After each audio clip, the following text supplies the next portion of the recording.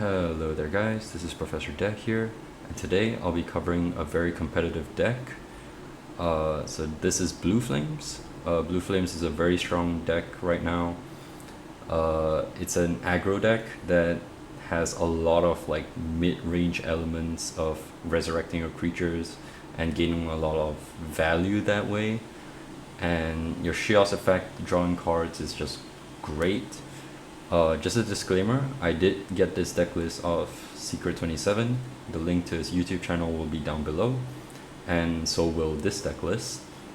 And yeah, I actually haven't had any games with this deck, but from my understanding, just looking at it, I can sort of like see how this deck functions and sort of be able to understand it in my own way. So yeah, I'll try to explain the best I can. Yeah. But starting off, we have the 3 Blue-Flame cards, which are very strong. We have Jakrah, which allows you to shuffle one of your zone Blue-Flame cards to shuffle one of your opponent's cards. And this just is basically nice removal, very clean, sort of. Okay, not entirely clean, but the fact that you can remove a creature off your opponent's planet and then attack through because they have no more creatures is just really strong, and Jakrah having such a high stat line is also really good. Next is Laji of the Blue-Flame Lamp. This is basically your searcher. As long as this just attacks, it doesn't even need to connect at all. If it attacks and is still on your planet, you can add 1 Galaxy Blue-Flame card to your hand. However, this was errata recently to be a once per game effect, so you cannot just keep searching even with the second copy, because there's a new hard once per game rule. So yeah, we are still gonna run 2 copies because you still want this card to draw this card, so having 2 copies allows you to have more chances of drawing it. Yeah, and next is how the reason Blue-Flames are just so strong, and it's the Undying Blue-Flame. So the Undying Blue-Flame, once per turn you can free play one of your killed Sheos creatures which has 10 health, and if this card is still zoned, you have to kill that creature at the end of your turn. Honestly, you don't really care that you're killing the creature, but the fact that you can resurrect any of your killed Sheos creatures with 10 health is pretty insane. You can resurrect Jakrah and use the Jakrah effect, remove your opponent's creature, remove the Undying Blue-Flame, attack through, and then the Jakrah somehow is still there. It's quite insane. This card is really busted, and the fact that it's a once per turn, so it's not like once per game or like only once. So if this is still in play, you could just keep resurrecting the same creature over and over again and just keep attacking, which is just great. Sadly, this does not trigger the Sheos effect because Sheos creatures must be killed by an opponent's attack or creature ability. So this doesn't really work with the Sheos planet, but if it did, it would be pretty broken. So yeah. Next is Dark-Spark Diabolus. Honestly, I'm not too sure why this is here exactly, other than the fact that it kills cards off the top of your galaxy, so you sort of like mill your Jakrah, bring it back with Blue-Flame. But yeah, I just generally don't see a great use. I mean, it is a 2-star, 290, 270 because you're paying 6, but then you're getting back like 4 stars anyway. So yeah, maybe that's probably why this deck plays it, because just a 2-star, 290, 270 is just insane. But yeah, still don't really understand the card, but I do understand why it's half banned, because that second effect of if this creature is killed from your galaxy, you gain 3 stars. Yeah, that's pretty strong. Next is Fraxle. This is just basically a free 260 because you pay 4 stars, but when it's killed by an attack, you gain back the 4 stars.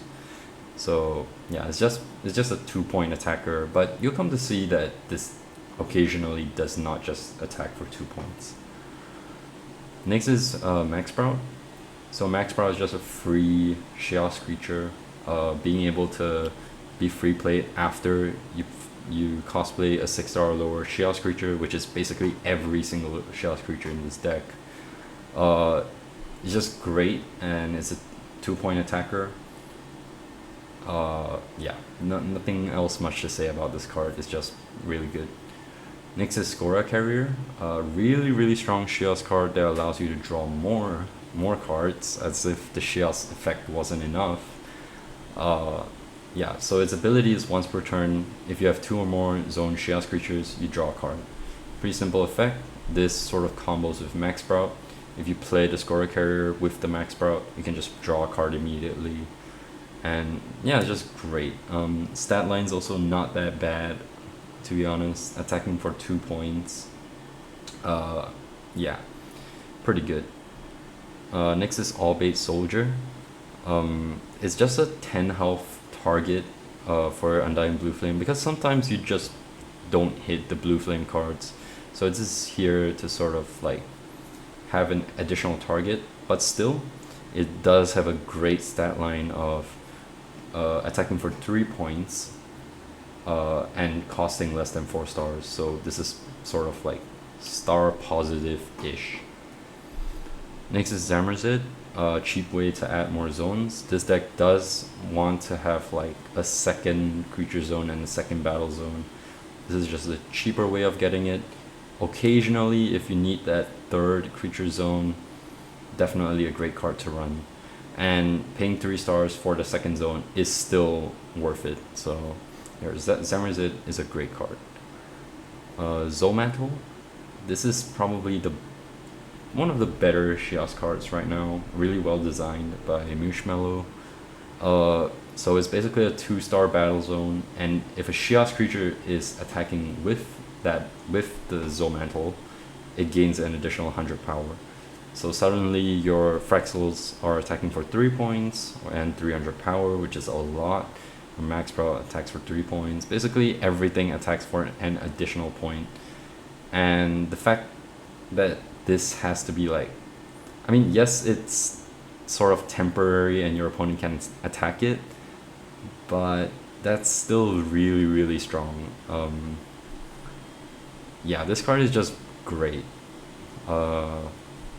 Yeah, nothing else much to say about this card. The fact that it's also only 2 stars, so it being like the second battle zone would sort of save you 2 stars is also great.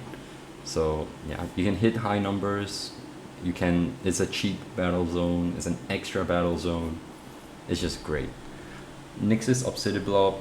This is another Blue-Flame target, but as I've said, even though it's only 100 power, this can potentially get a lot higher with the Zomatle and the other card that I'll talk about. Next is Time Flash Portal. This deck really doesn't want to hit creatures. Most of the time you're trying to just purely attack face. So TFP allows you to sort of temporarily remove the creature to swing in for the large attack. And yeah, Time Flash Portal is just a great card right now. So yeah. Next is Galaxy Crash. I don't think I need to explain this card. This is a format staple. Yeah, there's no reason you don't want to run Galaxy Crash. It opens up the board and all that. So yeah, moving on. We have Helpful Belt. This allows you to search for your important attachments. And yeah, I'll move on to the most powerful Sheos attachment in my opinion. So Moltown, the Sheosian Moon is really strong. You can only attach it to the planet card Sheos, of course. And once per turn, you can either increase the count of the planet ability by 1, or you can have all zone Sheos creatures gain 50 power until the end of turn. Yeah, this card is just insane. It allows you to hit crazy numbers with your creatures. It also draws you cards.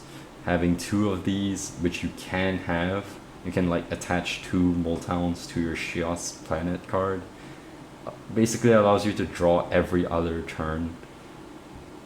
Yeah, this card is honestly insane, and your creatures constantly gaining an additional 50 power is also very helpful in hitting certain numbers.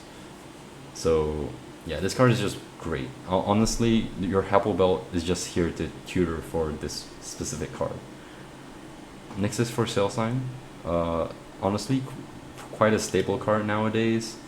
Steals your opponent's creature.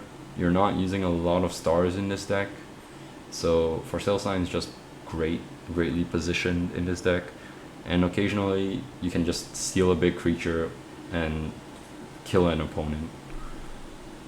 And moving on to the activators, we have Firewall. So this sort of acts like a Planetary Field. When your opponent attacks a Sheos creature, you cancel the attack, and then your opponent cannot attack any Sheos creatures on your planet for the rest of the turn. What this does is, if your opponent tries to attack a Sheos creature, they will basically stop. Like, they can't attack anymore, because since the Sheos creature is there, they cannot attack Sheos creatures. Yeah, they just stop completely. And yeah, it's a pretty insane card, so it sort of stalls out the game.